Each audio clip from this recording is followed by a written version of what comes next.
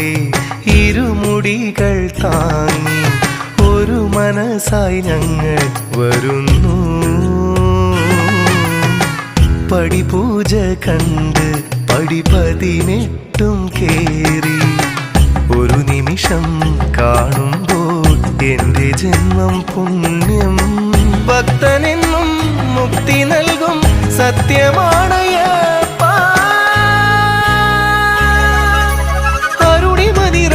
തിരുശബരിമല കുടികൊള്ളും എന്നയ്യപ്പ.